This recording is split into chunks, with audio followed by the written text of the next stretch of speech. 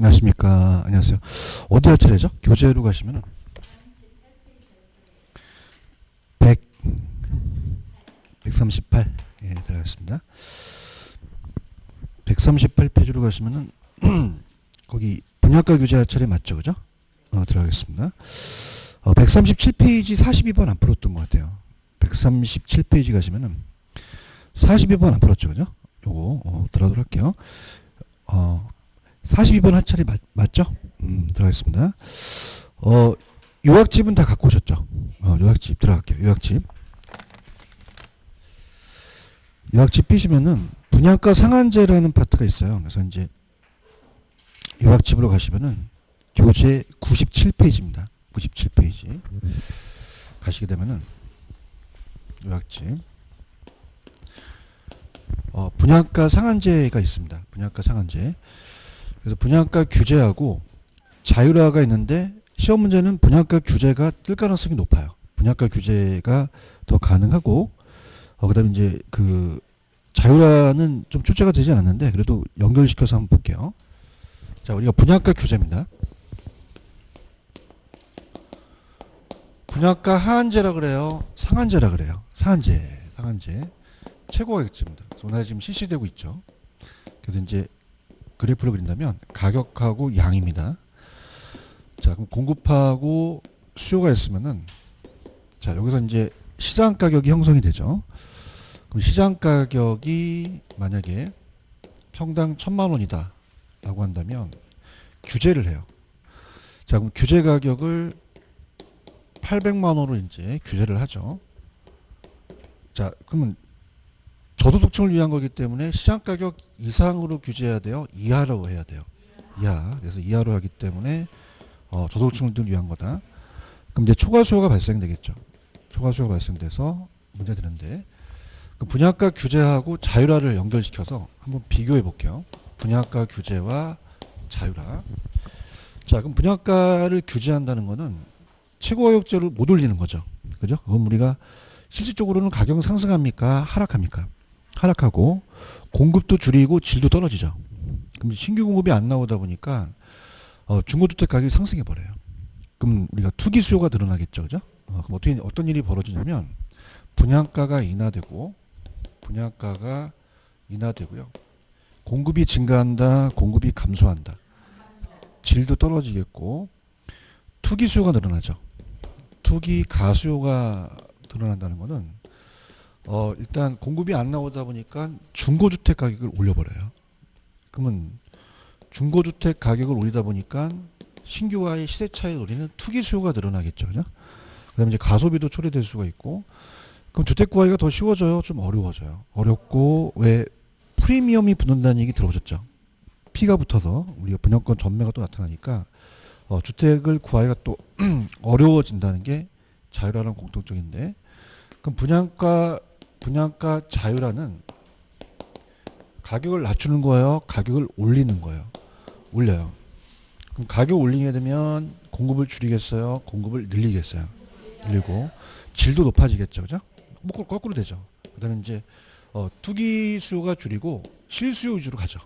투기 수요가 줄고 투기 수요가 감소하고 실수요 위주로 가고 근데 중요한 거는 신규에 대한 신규 가격이 높아지겠죠.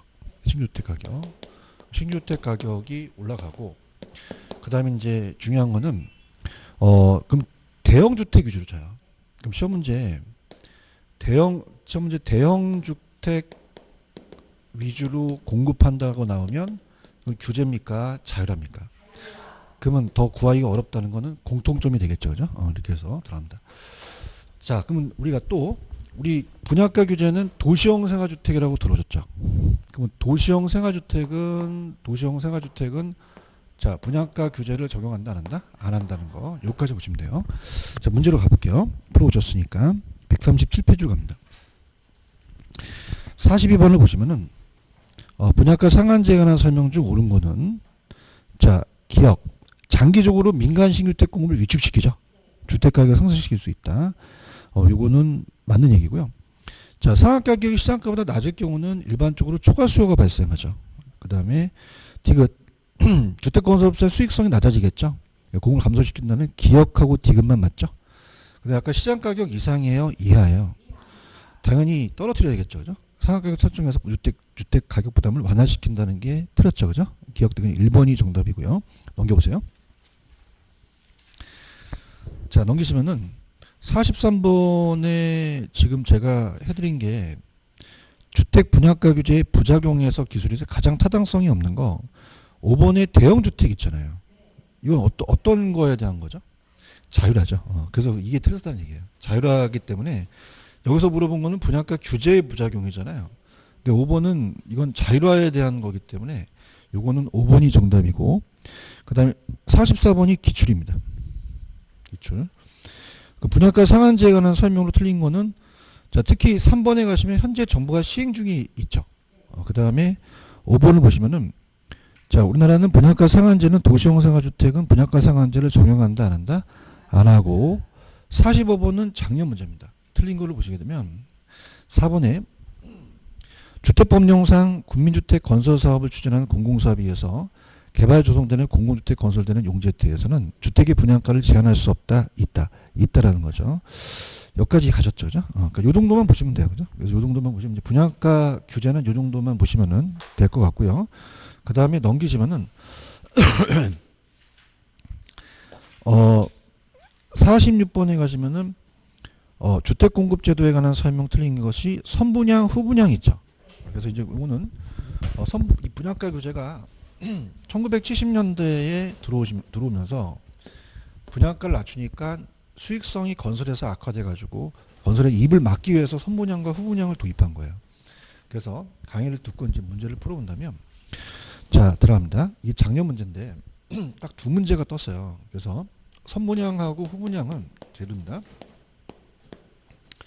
선분양은 짓고 팔아요, 팔고 줘요. 팔고. 거기다 적어 놓으세요. 팔고 짓고. 그죠? 이건 짓고 팔죠. 지금 선분양이죠. 모델하우스가 있는 게, 그죠? 그래서 모델하우스가 있어서 선분양입니다, 지금. 그래서 모델하우스를 오픈해서 갑이라는 건설회사가 24평을 3억으로 이제 분양을 합니다. 그럼 계약금 내고 중도금 내고 잔금 내기 때문에 작년에 나왔던 게 이 이자 부담을 소비자가 안고 가는 거죠. 그래서 우리가 처음에 이자 부담과 또 갑자기 부도가 나면은 부도 위험을 누가 안고 가요? 소비자가 안고 가죠. 근데 얘는 지려면은 돈을 빌려야 되잖아요. 공급자가 이자를 내요. 그럼 이자 부담과 그 다음에 부도 위험을 누가 안고 간다? 공급자가 안고 가죠. 근데 형식적으로는 됐지만 실질적으로는 나중에 전가시킬 수가 있어요. 이렇게 보시면 되고. 근데 선분양에서 후분양을 가야 되는 거는 자, 여기는 투기 수요가 늘어납니다. 우리가 계약금을 내고 피가 붙잖아요. 그래서 잔금까지. 그래서 투기 가수요가 늘어난다는 거죠. 근데 후분양은 어떻게 돼요? 나중에 짓고 파니까 어떻게 시세 차익이 없죠. 투기 가수요가 줄어들겠고요. 선분양은 견본주택이 필요하죠. 그러면 견본주택을 그냥요 뿅 가게 줘야 돼요. 그럼 여러분들은 계약 청약 시점에 견본주택만 뿅 가요. 나중에 잔금 시점, 이출 시점에 부실공사도 뿅 가요. 두 번 뿅 가죠. 그러면은 얘는 견본주택 필요 없고요. 부실공사 초래되지 않으니까 품질이 향상돼요. 그래서 아까 건설회사 입을 막았기 때문에 얘는 공급자 중심이 되고요. 얘는 소비자 중심이 되죠. 여기까지 가시겠습니까? 자, 근데 이제 뭐가 시험 문제 나왔냐면 문제가 발생돼요. 선분양은 팔고 지니까 공급 물량이 많이 나와요. 그죠? 근데 자, 어떻습니까? 얘는 그냥요 짓고 팔아요. 그럼 건설회사가 돈이 없죠. 그렇게 되면 대형 건설사의 독점으로 갈 수 있습니다. 공급이 안 나와버려요. 공급이 장기적으로 줄어듭니다. 얘가 출제됐었거든요. 야매로 후분양은 그냥요 장기적으로 공급이 감소해요. 짝대기가 내려갔죠. 감소하고 얘는 그냥이야 공급이 늘어나. 이 화살표가 서 있죠. 공급 늘어난다 이렇게 보시면 되고 그다음에 이제 얘는 분할 납부하니까 목돈 부담이 크다, 목돈 부담이 작다. 작아요. 분할 납부되니까. 근데 얘는 목돈 부담이 커지게 되겠죠. 거기에 대한 문제점이 있다는 거죠. 그렇다면은 작년 문제니까 조금 우리가 분석을 한번 해볼게요. 기출이니까. 정답은 1번이 들었습니다. 초기 주택 건설에 대한 대부분의 주택 구매자로부터 조달하는 가기 되는 것이기 때문에 그건 무슨 분양이죠? 선분양이 되겠죠. 후분양은 건설 자금을 건설업자가 직접 조달하잖아요. 그럼 이 후분양을 뭐로 고치는 게 좋아요? 선분양. 선분양은 초기의 주택 건설 자금의 대부분을 주택 구매자로부터 조달하므로 건설 자금의 이자의 일부를 주택 구매자에게 부담하게 되는 거죠. 아시겠죠? 그죠? 다른 걸 한번 분석해 볼게요. 선분양은 팔고 짓죠. 좀 준공 전에 분양 대금이 유입되잖아요. 그럼 사업자의 초기 자금 부담을 좀 완화시킬 수 있고요. 후분양은 짓고 팔죠. 그러면 일정한 절차에 따라 건설한 후에 분양하는 거죠. 주택을. 그다음에 선분양은 분양권 전매가 가수요가 발생합니다. 시장이 좀 불안전을 야기시키고요. 자, 5번의 소비자 측면에서는 후분양 제도가 되면 선분양보다는 공급자의 부실공사 품질 저하에 대체할 수 있겠죠. 얘기한 게 다 나왔죠, 그죠? 이렇게 해서 선분양, 후분양이 나올 가능성이 또 있어요. 꼭 체크하시기 바랍니다. 이해 가셨죠? 그다음에 이제 오른쪽 조세 정책이 있는데, 자, 이게 제가 예전에 이제 우리 세법 문제가 나온다 그랬죠? 그래서 한번 필기를 한번 해보세요. 우리가 이제 1차 과목만 준비하신 분들은 일단 취득 보유 처분 양도가 있죠. 그래서 국세지방세 들어오셨나요? 그래서 올해도 국세지방세가 또 나왔어요. 반대법과시 문제. 그래서 우리가 다시 한번 이제 제가 필기를 해드렸는데 가장 잘 뜨는 게 취득 보유 양도로 본다면 국세하고 지방세가 있어요. 국세, 지방세. 근데 가장 유력한 게 종합부동산세와 재산세입니다. 그죠? 지금 어떻게 돼요? 난리 났죠, 지금. 그럼 어떤 게 먼저 우리가 날라올까요? 재산세가 날라와요. 그죠? 하여튼 세금을 잘하셔. 재산세를 가지고 종합부동산세를 매겨요. 그 이제 걔네들이 그 계산 방식이 있거든요. 그죠? 그래서 종합부동산세가 이제 국세에 의해서 국세가 되고 이게 보유세예요. 부동산세, 종합부동산세. 그죠? 양도소득세가 양도죠. 그죠? 지방소득세는 지방이 붙었잖아요.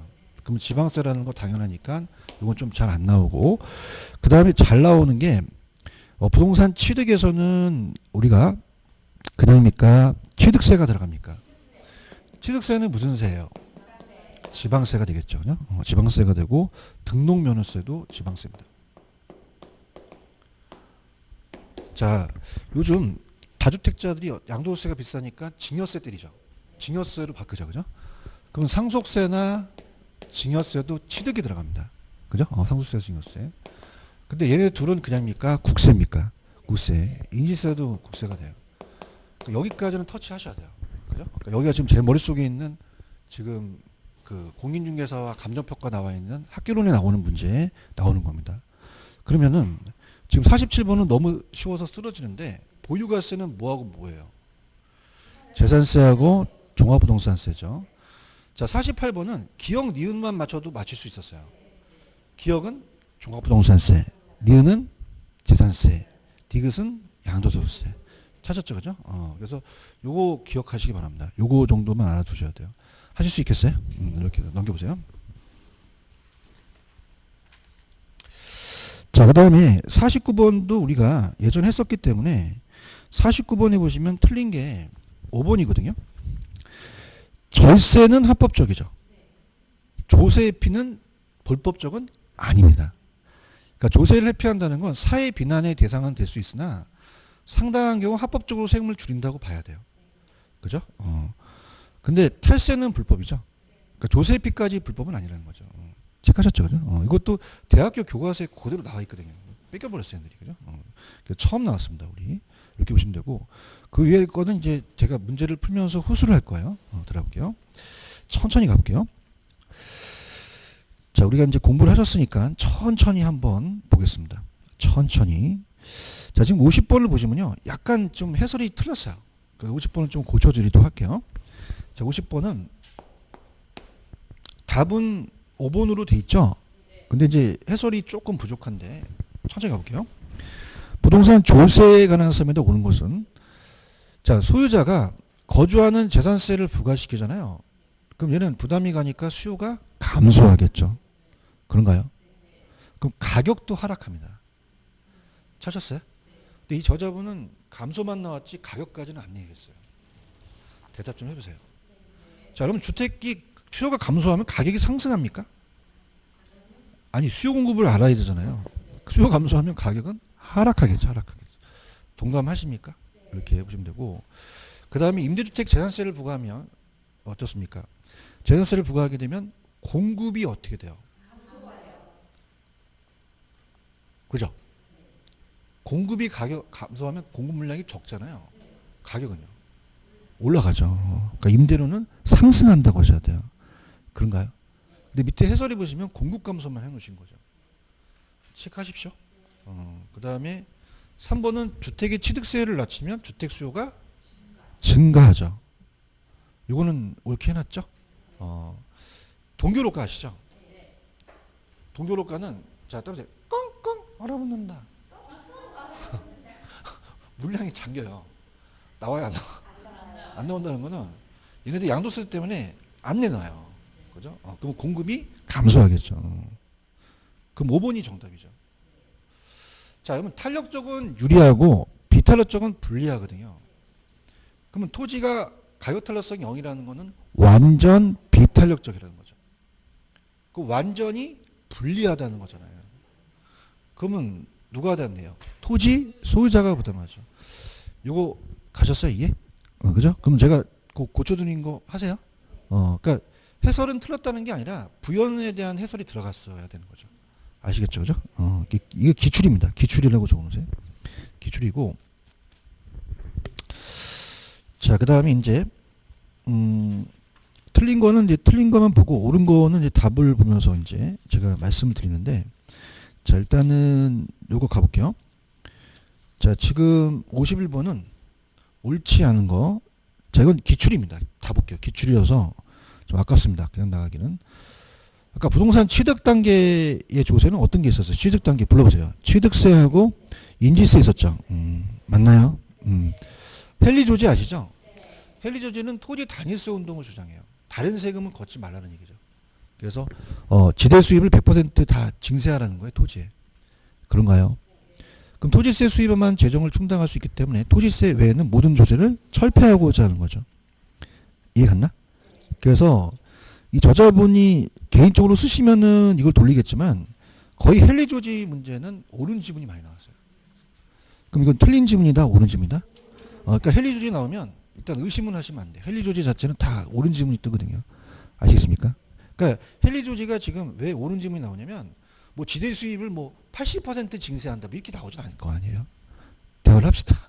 그러니까 얘네들이 헨리 조지 이론 자체는 다 옳게 낸 거예요. 그 자원 배분에 대한 것만 내는 것이지 헨리 조지 나오면 의심을 하지 않고 다 맞다라고 이제 판단하는 거죠. 맞습니까? 근데 예외도 있긴 해요. 근데 딱 봤을 때 아이씨 헨리 조지 맞는 지문이구나 넘어가시면서 정답은 3번이 정답이죠. 땅도 동교효과가 있어요. 집가 상승하면서 얘네들이 양도세를 중과하니까 동교효과가 어떻게 되는 거예요? 꽁꽁 얼어붙죠. 물량이 안 나오죠. 토지에 대한 게. 그럼 가격은요? 상승한다는 거죠. 3번이 틀렸네요. 그런가요? 조세 전가라는 건 뭐예요? 납세 의무자가 지가 임대인이 지가 부담한 조세가 납세 의무자에 부담되지 않고 다른 임차인한테 이전되는 걸 전가라고 하죠. 뭐 5번은 맞는 얘기고 넘길게요. 속도는 요 정도 속도는 괜찮겠나요? 괜찮죠, 그죠? 그 다음에 이제 52번도 기출인데 이 저자분이 뭘 내셨냐면 5번을 한번 가보세요. 자, 주택 조세 감면하고 조세 부과. 자, 조세 감면은 조세 부과와 달리 소득 재분배 효과가 나타난다. 자, 이렇게 해볼게요. 3번이 키포인트인데요. 주택 조세를 감면하면은 주택을 사는 사람들은 좀 돈이 많은 사람들이잖아요. 그럼 그 사람들이 수요가 증가해요. 그럼 가격이 어떻게 되죠? 상승해버려요. 그럼 저소득층들이 주택 구하기가 더 어려워진다는 거죠. 조세 감면은 조금 소득재분배 효과가 좀 발생하지 않는다라는 것이 기출이 됐었거든요. 이거 이해가셨습니까? 그러니까 우리가 3번하고 5번을 연결시키면 다 맞는 거죠. 이해하셨죠, 그죠? 이렇게. 그래서 그럼 5번이 틀린 지문이죠. 자, 53번은 4번에다가 별표 치시는데 4번이 기출이 2번 나왔어요. 똑같이 나왔는데. 자, 우리가 토지 이용을 특정 방을 유도하기 위해서는 정부가 토지 보유세를 부과할 때는 토지 용도와 관계없이 동일한 세금을 해야 돼요. 차등가세를 해야 돼요. 차등가세를 해야 되죠. 그렇지만 용도에 맞춰 상이한 세금을 부과해야 되겠죠. 그럼 동일한 세금이에요, 차등가세요. 이렇게 용도에 맞춰서 가야겠잖아요, 그죠? 이해 갔나요? 그 다음에 이것도 기출이니까 한번 볼게요. 양도세 중과했다, 동결효과다, 주택가격 상승할 수 있다. 임대주택 재산세 부과하면 세금은 장기적으로 임차한테 전가될 수 있다. 3번 별표. 자, 여러분 비탄력, 공급이 탄력이면 공급이 유리해요. 수요가 비탄력이면 수요가 불리해요. 그럼 누가 많이 부담하겠어요? 수요자가 공급자보다 많이 부담하겠죠.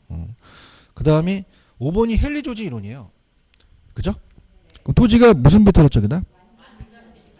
그러면 공급도 줄이지 않고 증가시키지도 않고 자원 배분의 왜곡이 처리되지 않는다는 건데 이건 현실과 좀 안 맞는다는 얘기죠. 그죠? 그럼 이렇게 나오면 그냥 헨리조지 이론이다 이렇게 생각하시면 맞는 질문이다 이렇게 보시고요. 그 다음에 자 우리가 54번을 이제 우리가 한번 그것도 기출이니까 한번 볼게요. 정부에서 주택의 재산세를 상승시켰어요. 그럼 가만히 있어요. 임대인은 임대료를 올려요. 그럼 임대료가 상승하죠. 그럼 임대료는 부과되는 세금 일부를 누구한테 전가시킨다?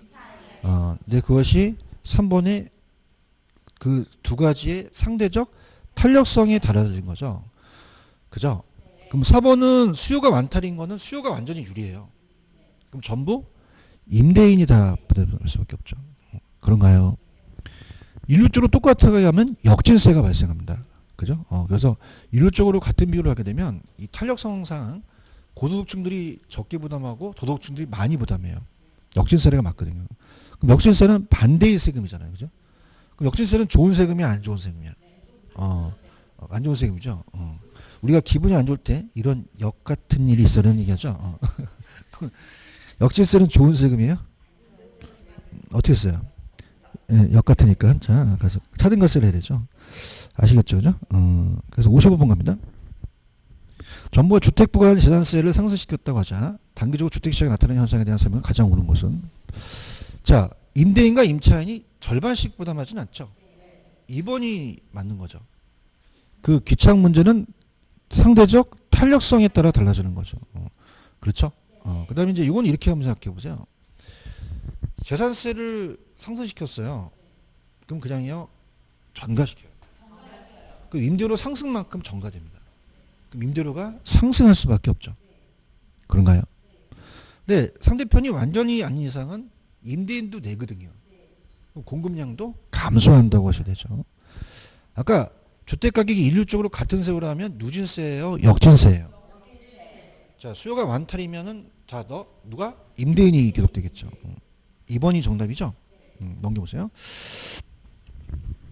자, 넘깁니다. 자, 이게 지금 56번이 그 기출문제인데, 이게 이제 조금 난이하게 떴죠. 그래프를 좀 그려서 제가 설명하는 게 좀 좋을 것 같아요. 자, 가격과 양이다. 공급과 수요다. 자, 지금 가격이 여기가 1,000원이 있고요. 1,000원이 있고, 얘한테 세금을 부과합니다. 양도세가 됐든. 그러면 얘는 공급을 줄이면서 자, 따라서 좌상향 이동. 그럼 만약에 100원에 대한 거를 누가 부담하냐가 문제가 생기잖아요. 근데 이게 어떻습니까? 탄력도에 따라 다 틀어진다는 거죠. 그죠? 그래서 만약에 공급이 탄력적이고 수요가 따라서 비탄력. 그러면 굉장히 가파르죠. 그죠? 가파르면은 이 수요자가 더 많이 부담한다는 얘기죠. 그럼 어떻습니까? 여기 대해서 자, 어떻습니까? 이 부담을 누가 부담하냐가 문제가 생기잖아요. 그죠? 그럼 우리가 이렇게 해서 만약에 1060원으로 올라갔어요.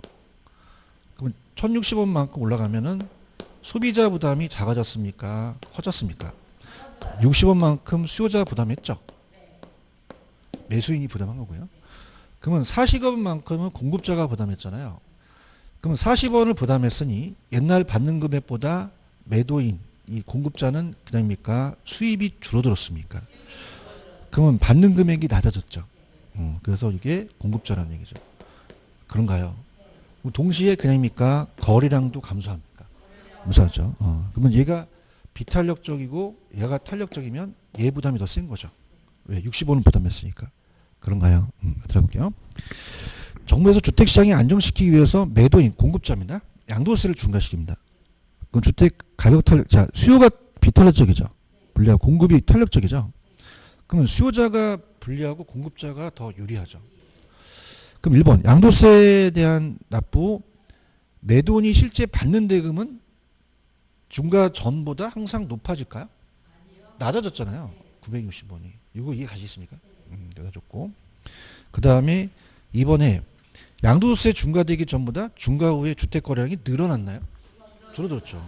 좀 전에 기억하세요? 줄어들었고. 그 다음에 3번 양도세 중과 후에 수요자의 지불하는 가격은 양도세가 중과하기 전보다 낮아졌습니까? 1,000원에서 1,060원으로 올라갔잖아요. 그런가요? 그러면 자, 지금 4번이 정답인데 아까 수요가 비탄력적이고 공급이 탄력적이잖아요. 그럼 누가 더 많이 부담하겠어요? 수요자죠. 그러면 매도인보다 매수인에게 더 크게 나타날 것이다. 맞죠? 그렇죠. 자, 이게 정확하게 지금 제가 그래프를 그렸는데 얘가 비탄력적이잖아요. 그럼 얘가 60원 냈고 얘가 40원 냈으니까 얘의 부담이 크게 되는 거죠. 오케이? 4번이 맞죠? 근데 해설은 틀린 거를 안 내놓더라고요. 그죠? 그래서 혼자 공부하셨으니까 좀 어려웠을 겁니다. 그죠? 그런가요? 물론 뭐 다 어려웠겠지만. 아이, 참. 그러면은 어떻죠? 약간 탄력적인 게 민감하죠? 비탄력적이 민감하지 않죠? 그러면 공급자는 가격에 대해서 더 어떻게 된다? 민감하게 반응할 거고, 수요자는 민감하지 않을 거라는 얘기죠. 이거 이해 가시겠습니까? 그래서 이 그래프를 한번 그리면 확실하게 좀 느낌이 와요. 이해하셨죠? 그죠? 그 다음에 또 갈게요. 정답은 4번입니다. 그죠? 자, 4번. 그 다음에 7번 갑니다.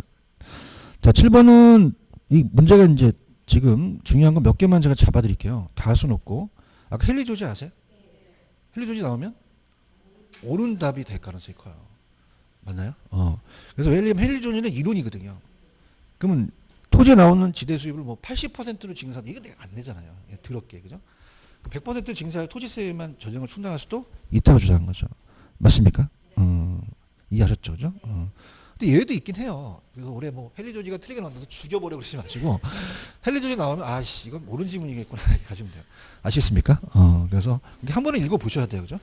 생각인 거지 생각.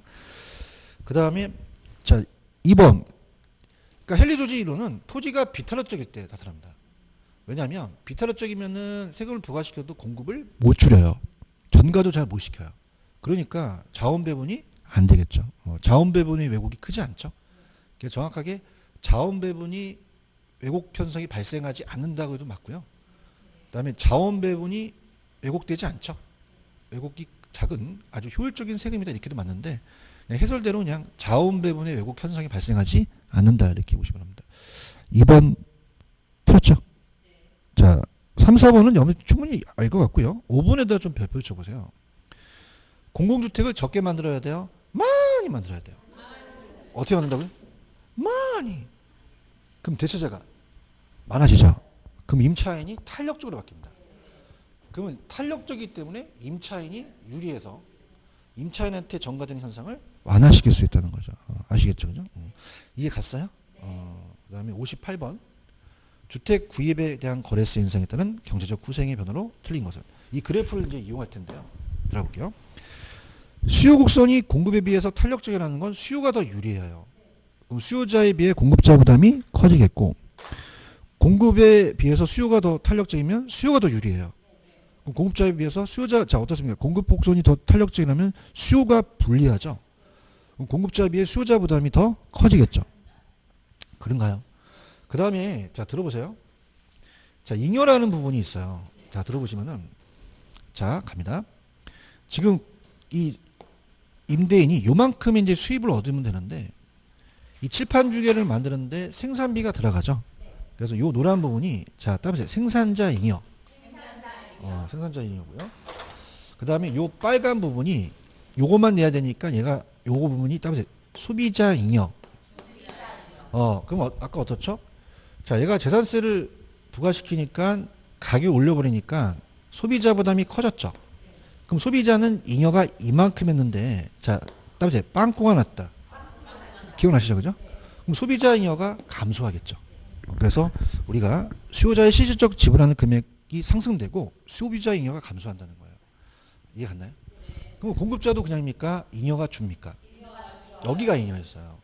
근데 이만큼 따라서 빵꾸가 났다. 그러면서 얘는 960원에 팔게 되거든요. 그럼 이건 정부가 가져가죠. 그럼 얘 잉여가 요만큼밖에 안 돼요. 그러면 공급자도 받는 가격도 하락하고 생산자 잉여도 감소해서 자, 따라서 둘 다 빵꾸가 났다. 그러면 경제적 순손실이 발생한다는 거죠. 세수입 증가분은 정부가 기속된 거잖아요. 그거는 정부가 기속한 거지 자원의 효율적 배분이 된 게 아니라 왜곡될 수도 있다는 거죠. 아시겠죠, 그죠? 정답 몇 번? 5번. 그 다음에 59번은 아직까지 이렇게 안 나오는데 자, 이게 어려운 게 아니라 수치가 큰 게 탄력적이에요. 그죠? 그럼 수요는 탄력성이 0.4죠. 공급은요? 누가 크겠어요? 그럼 공급이 탄력적이에요. 그런가요? 그러니까 우리가 뭐 이게 1보다 크니까도 탄력적이잖아요. 수치를 보면. 그럼 누가 유리하죠? 공급자가 유리하죠. 그럼 1번에 공급자보다 수요자한테 많이 더 전가될 수 있겠죠. 그냥 1번 가세요. 근데 별표는 치지 마세요. 이건 개인적인 생각이시니까 아까 그거 위주로 이제 공부를 해보시면 됩니다. 그래서 펜 들어오시면은 좀 찍어드려 볼게요.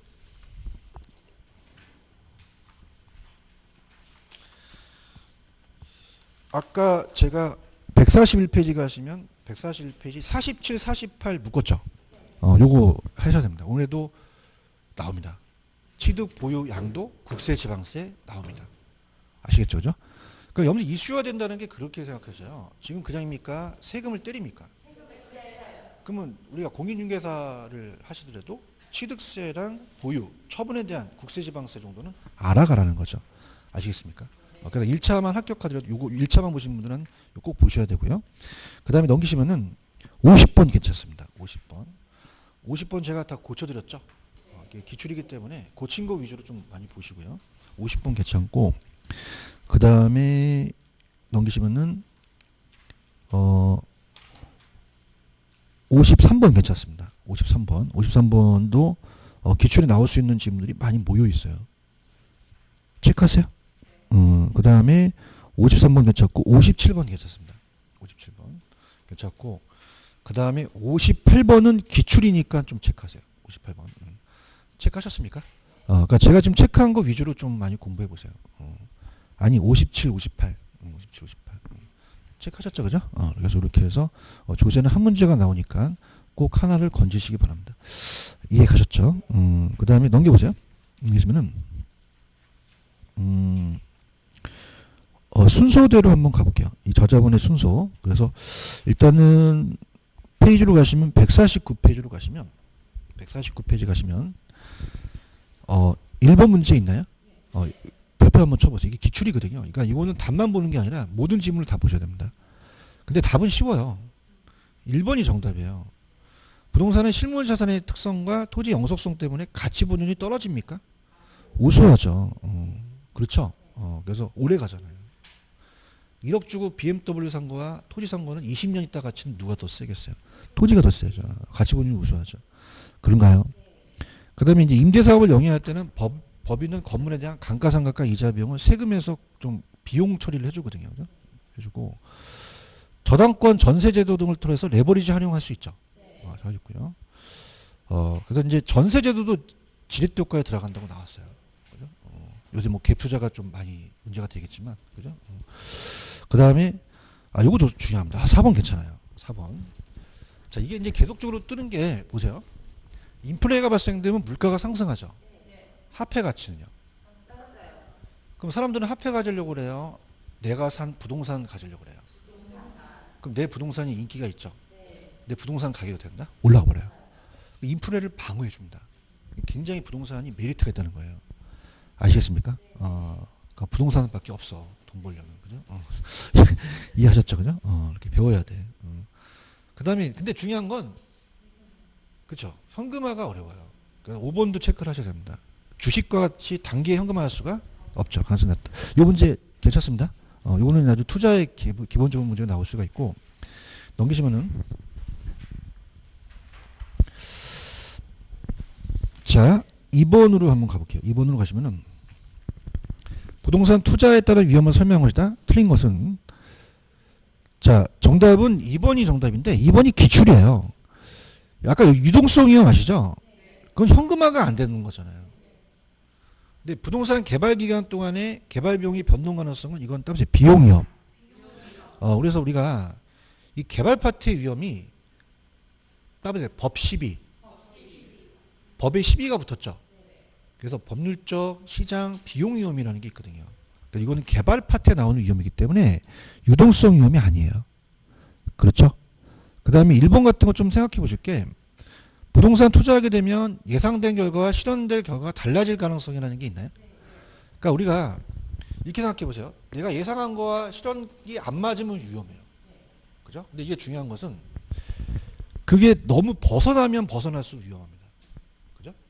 그러면 실현된 거와 예상된 게 그냥 해야 돼요? 이게 같아져야 돼요. 같아져야지 이게 달라질 가능성이 크면 위험도가 커져요.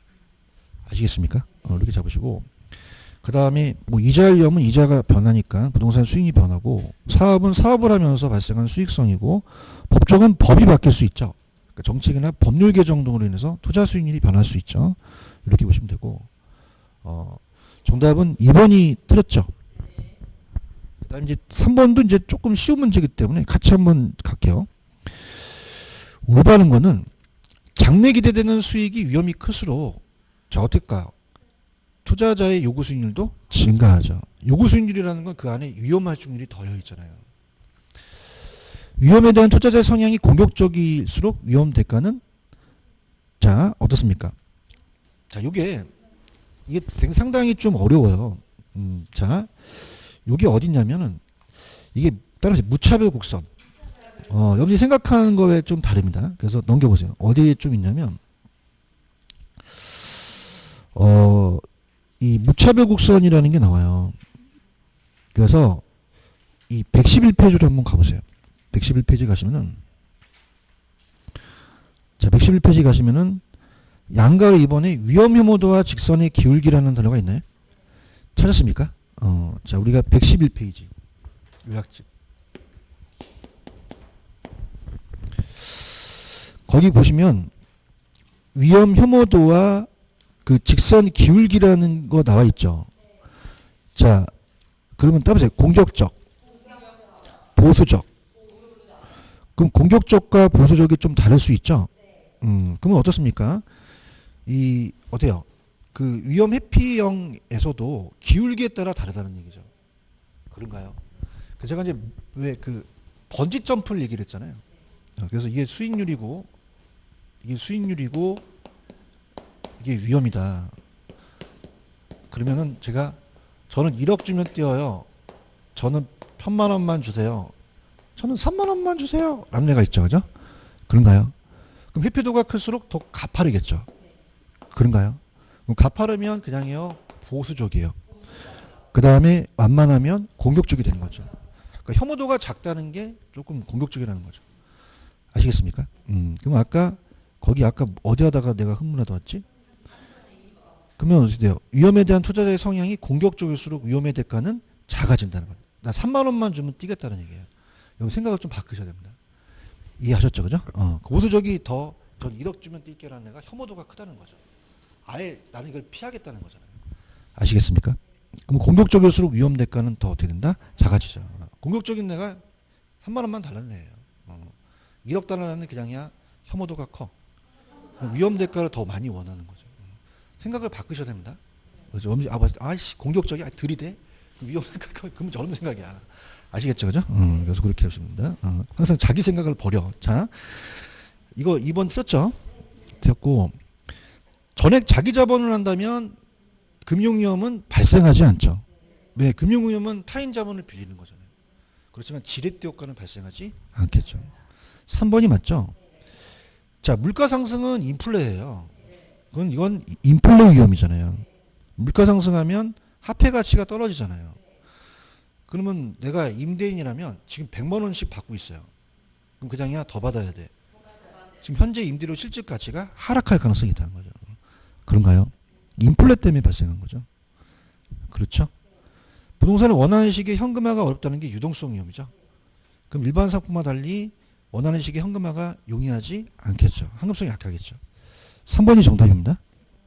이해하셨습니까? 이렇게 정리하시면 됩니다. 됐죠? 됐고 요 지렛대 효과는 조금만 쉬었다가 갈까요? 여기 계산 문제까지 들어가거든요. 그죠? 조금만 쉬었다 들어가겠습니다. 좀만 쉬세요.